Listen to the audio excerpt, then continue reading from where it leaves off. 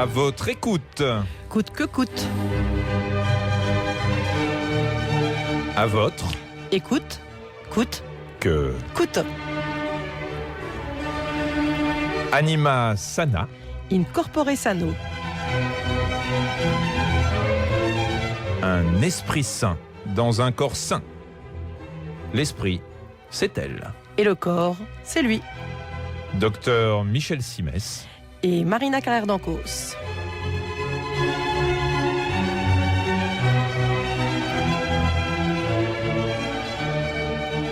Aujourd'hui, exceptionnellement, nous remplaçons Philippe et Margaret de Beaulieu. Margaret étant alitée suite à une violente fièvre. Et oui, ce sont parfois les cordonniers les plus mal chaussés, n'est-ce pas Michel? Oui, surtout les podologues. Mais pourquoi? Non, c'était une blague. Alors, quant à Philippe, il a décidé de jouer le garde-malade. Nous partons donc aujourd'hui du côté du Vésinet. C'est une commune résidentielle de l'ouest parisien, s'ordonnant autour de parcs, lacs et rivières artificielles, desservies par des artères vertes, aux arbres plus que centenaires. Une ville qui s'orne de 4 fleurs au concours des villes et villages fleuris en 2001. Ouh, ça m'a tout l'air d'être un petit coin de paradis. Et qui accueillons-nous du Vésinet? Eh bien justement, c'est Philippe. Et Margaret De Beaulieu. Ah, bonjour à vous deux. Donc vous n'êtes pas là, mais vous êtes là quand même. Eh oui, ça vous dérange, chers confrères, que nous intervenions dans notre propre émission? Mais pas le moins du monde. Bonjour Philippe. Docteur. Bonjour Michel. Docteur. Bonjour docteur. Philippe. Bonjour Marga. Alors, est-ce que nous pouvons vous aider d'une manière ou d'une autre, chère Margaret? Que vous arrive-t-il? J'ai une très grosse... Une grosse fièvre qui la cloue au lit, en fait. Et je pense savoir, évidemment, de quoi il retourne. Je suis médecin. Coup de froid et tout le tintouin.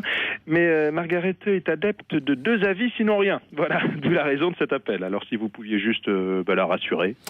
D'accord. Alors, quels sont les symptômes, Marga? Eh bien, j'ai 39 de fièvre, surtout la nuit. J'ai des suées abondantes et je me sens mal et pleine de courbatures. Est-ce que vous auriez pu prendre froid? Est-ce que vous avez des ganglions, mal à la gorge? Non, c'est juste de la température et des suées qui ont une odeur très très particulière, comme... c'est bizarre, on dirait un peu de... De la paille, on dirait de la paille mouillée, un peu. Oui. Ah, c'est curieux, ça pourrait faire penser à une brucellose. Bruxelloise. Pardon? La bruxelloise. Oui, j'y ai pensé à ça aussi. Non, la brucellose. Ah oui, pardon, la souche française, alors, d'accord. Oui, tant mieux. Elle est moins méchante que la souche belge. Non, la brucellose, et il n'y a qu'une seule souche. Eh oui, mais tellement de possibilités. Non. Et non. Voilà, merci. Au revoir, Michel. Mais non, c'est vous qui nous appelez. Oui, puis on n'a pas fini.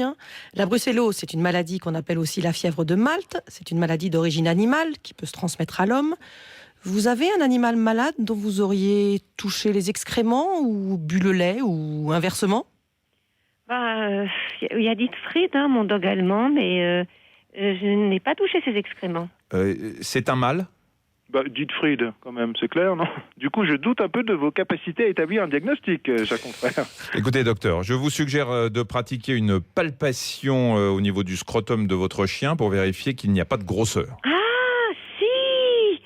La dernière fois, j'ai senti que Dietfried avait le scrotum particulièrement gonflé et un testicule tout dur, et même ça le faisait boiter après.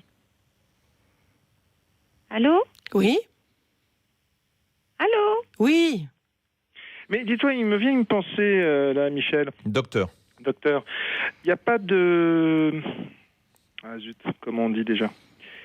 Le risque, là, de... C'est quoi le mot?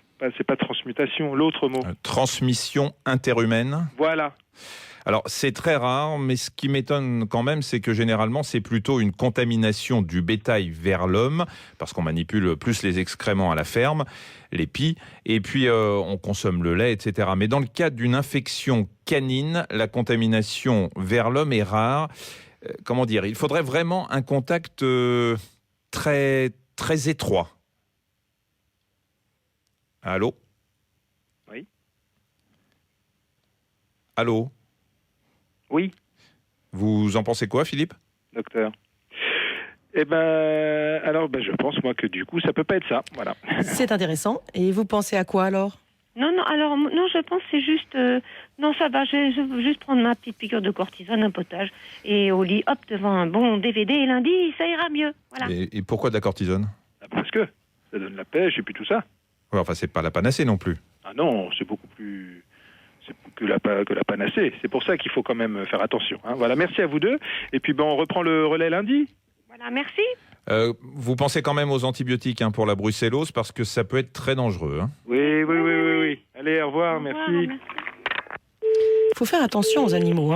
Ils peuvent être porteurs de maladies assez sérieuses, surtout les animaux morts. Je me souviens de ce cas que nous avions eu dans notre émission, ce monsieur qui avait contracté une maladie improbable parce qu'il s'est avéré qu'il était zoonécrogérontophile. Ah oui, c'est quoi ça déjà?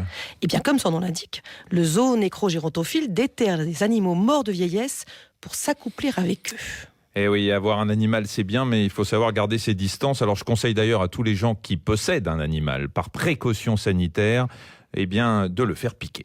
Tout à fait, Michel. Au revoir, Marina, et merci à Yann Chouquet d'avoir mis en onde cette émission. Au revoir, Michel, et merci à tous d'avoir été à notre écoute. Coûte que coûte. À votre écoute, coûte que coûte. À retrouver en balado-diffusion sur franceinter.fr.